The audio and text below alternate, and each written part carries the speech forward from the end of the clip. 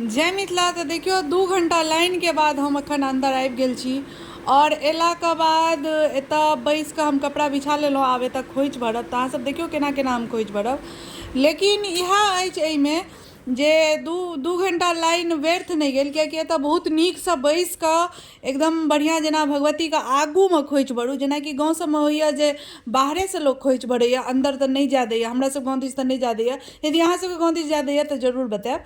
और एतऽ देखियो नीकसँ बैसि रहलहुँ हँ और हम खोइच भरि रहल छी एतऽ। लेकिन एकटा चीज हमरा लागल कि जे अहाँसभ वीडियोमे बनल रहू तऽ देखबै जे बादमे ने एतऽ सभटा खोइच उठा कऽ दऽ देल जाइत अछि, तऽ ओ हमरा कनि दोसर रङ्ग लागल। अहाँसभ देखियौ जे केना देल जाइत अछि, लेकिन हमरा अजीब सा लागल जे एना नहि होइ छै। गाँव सबमे तऽ एना नहि होइ छै, लेकिन एतऽ एना केलथि।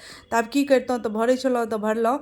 एतऽ देखियौ जेनाकि पानके पत्ता हम दऽ देलिए और एतऽ खोइचके चाउरो दऽ देलहुँ। तऽ हम केना भरै छी, यदि किछु गलतियो भेल हैत तऽ अहाँसभ जरूर बताएब। लेकिन देखियौ केना हम भरै छी, तऽ वएह अछि। और हमसरा सबके जेनाकि दीदियोसभ भरैए एहि बेरसँ। तऽ पिछला बेर गाँव गेल छलै ओसभ, हम तऽ 7-8 सालसँ भरै छी, कियाकि हमर बेटीके कोबला छलै तऽ ओहि दुआरे। तऽ अहाँसँ बतायब जे अहाँसभके गाँवमे जे कोबलेके खोइच भरल जाइए या जेकर बियाह दानल रहै छै ओसभ खोइच सब भरै छथि। हमरासभके गाँवमे तऽ जकरा कोबला रहै छै वएह टा खोइच भरैए। लेकिन कतेक लोक कहै छथिन जे नहि, जेनाकि जकर बियाह भेल सब भरि सकै छी खोइच। एना होइ छै या नहि होइ छै? हमरासभके गाँवमे तऽ पहिले एनाहिए होइ छलै जे कोबला रहत तहने टा खोइच भरब। तऽ हमरा तऽ कोबला अछि, तऽ हम तऽ एखन 7-8 सालसँ भरि रहल छी और एखन भरिते रहब। तऽ देखियौ जेनाकि पानके पत्ता, चाउर, ओहिपर हरदि, तहनसँ सुपारी, केरा, नारियल, लड्डू, तऽ सभचीज एक एक कऽ कऽ एहिपर दऽ देलिए। और एतऽ और एगो चीज हमरा कनि लागल, जेनाकि अपना सबके गाँवमे होइए जे उसगरल जाइए, लेकिन एतऽके पण्डितनि कहलखिन जे उसगरल नहि जाएत।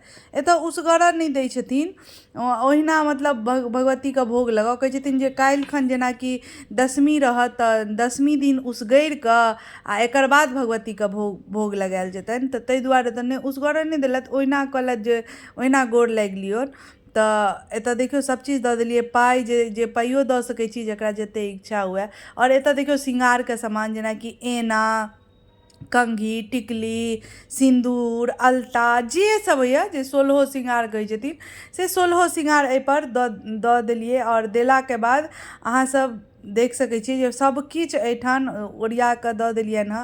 और एतऽ दूबि छलए, दूबि नहि भेटैए तऽ दीदी अनने छलए हमर, तऽ दूबि देलक। एकर बाद देखियौ एतऽ गोर लगलहुँ। आ गोर लगलाके बाद जे खोइच जे कहलहुँ से देखियौ ई पण्डिताइन रहै छथिन, जेकि एहिपरसँ सभटा खोइच उठा कऽ जे सब मोन होइ छनि सभटा उठा कऽ खोइचमे दऽ दै छथिन। तऽ ई हम देखने नहि छलियै, तऽ वएह हम कहि रहल छियै।